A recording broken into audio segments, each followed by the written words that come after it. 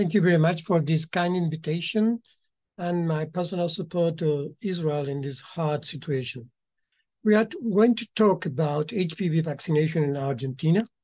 An update is the epidemiological situation in Argentina. We have about 4,000 new cases each year and 2,500 deaths each year. So the index of death is that the stage of diagnosis of cervical cancer in Argentina is stage 3 or 4, very advanced stage with a high incidence of death. So let me show you the incidence of vulvar, vaginal, and anal cancer in Argentina, because we have a multicentric approach of the HPV infection. This is the numbers of the vulvar cancer in Argentina, and you can see here after 50 years old begin to increase the incidence of vulvar cancer. And what we see in the last 10 years is that the increase is of the VIN, the pre-cancer lesions related to HPV. So the same as the vaginal cancers, and this vaginal cancer increasing after 40 years is always related to a previous treatment of CIN3. So this is a special population that we need to follow up and screen. And this is the anal cancer. As you can see here, the females are more important in the incidence of anal cancer as in males, and we need to screen anal cancers in males who are diagnosed for CN3, and the vaccine is very important. And you know, the vaccine is against 16 and 18, which is the etiology of 90% of anal cancer. But let's go to the Argentine HPV vaccination program and make some history. We begin to vaccinate girls in 2011, and we begin with the bivalent vaccine. And then in 2014, we changed to the quadrivalent vaccines. And in 2017, we introduced the males and we introduced the neutral gender vaccination, which is very, very important.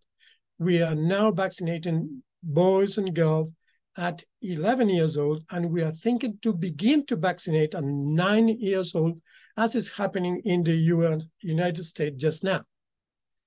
And this is special situations. We vaccinate under 26 years old in the National Health Program with a patient with HIV, transplant host, oncology or oncohematologic history, anti-immune disease or sexual abuse. And it's what's happening in Brazil, Chile, Uruguay, Panama, Mexico, and Puerto Rico. So, which is our goals? Our goals is to articulate strategies in between the Ministry of Health and the Ministry of Education, with regional meetings, follow up by province, and promote health control and vaccination in school. This situation in a low middle income countries and Argentina is very, very important to perform adherence to vaccination. So the numbers are the numbers, and let me show you what happened when we began and today. Then when we begin in 2011, we have a coverage of 88% in the first dose, 72% for the second dose, and 53% for the third dose. We begin with 3 doses. In 2015, we changed to 2 doses in between 11 and 14 years old, and the average is 83% for first dose and 50% for the second dose. As we know, the second dose is very difficult, but we begin with the boys. What happened? When we begin in 2017, as you can see, for the first dose, only 57%, and for the second dose, 21%. And what happened before the pandemic? For the boys, 78 and 49, which is very, very good. But you know, the impact of COVID-19, 70% of the country's disruptions to vaccination outreach service, 76 reduction in outpatient care attendance, and 61% of facility-based service disruptions. So this is very important to know. And what happened? The rates drop, and the HPV vaccines down 21%, which is the huge drop. Then you can see TDP vaccination down 20% and meningococcal drop 16%. This is really important because we never recover for the pandemic. We recover in 2022. And these are the numbers of 2022. Here you can see the first dose in 2019, 87%, and in 2022, 82% for the first dose. In 2019, for the first dose, 78%, and in 2022, 75%. For the second dose, in 29, 59%, in 22, 54%. In the boys, 49% and 47% in the 22.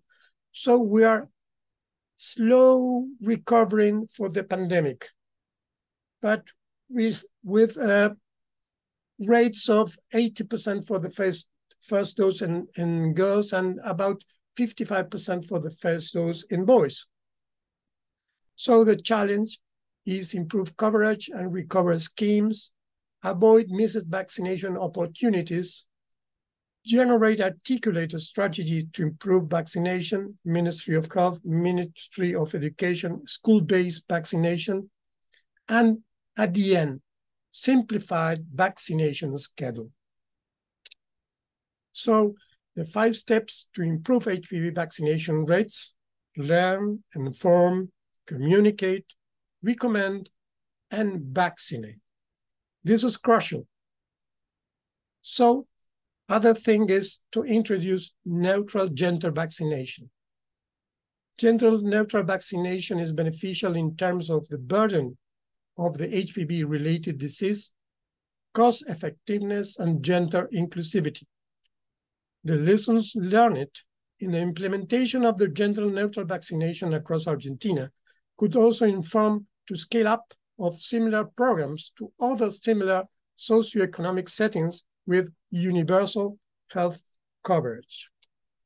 But numbers, again, are numbers. And let me show you these papers published recently in Papilloma Research that show you the strong reduction in prevalence of HPV 16 and 18 and other HPV types, and closely related HPV types in sexually active adolescent women following the introduction of HPV vaccination in Argentina.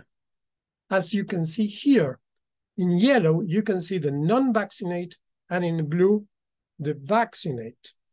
And follow the numbers, you can see after the vaccine, how it drops the incidence of 16 and 18. But if you want to see another result, you can see that either 16 and 18, but with 31 and 45. This is very important because 16 and 18, it's about, in Argentina, 70% of all the etiology of cervical cancer.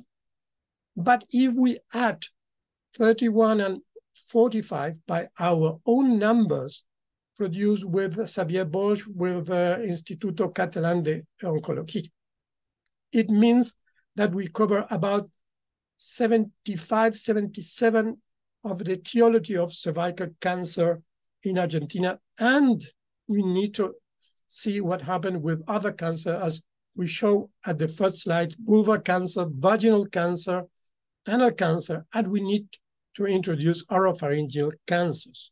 We still don't have the results. So this is very important.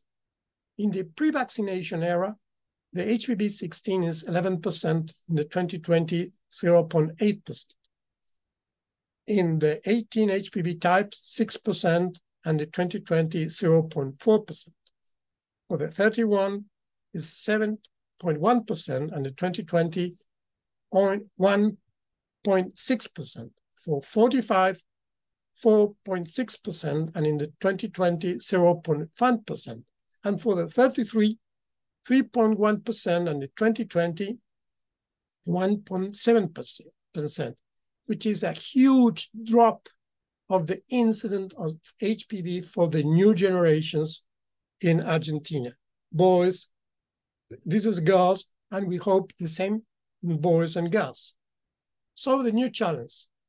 We introduce in our national health calendar of vaccination 1 dose of the nanovalent vaccine for the 2024. Let me show you that at 11 years of follow-up, there were no difference in prevalent HPV-16 and 18 infection between the 1, 2, and 3 dose groups. HPV serum antibodies levels in the single dose group have remained stable for 11 years at the level that is approximately 1/4 of that of 3 dose, but greater than that of natural immunity. It suggests that lower antibodies do not necessarily mean lower protection. Then we want to know what happened in the long term with 1 dose, but what we need just now to introduce in the WHO scheme to eliminate cervical cancer in Argentina. We need to increase the coverage. And 1 dose, we know that we can arrive to the 90% of coverage in boys and girls very fast. Thank you for this kind invitation.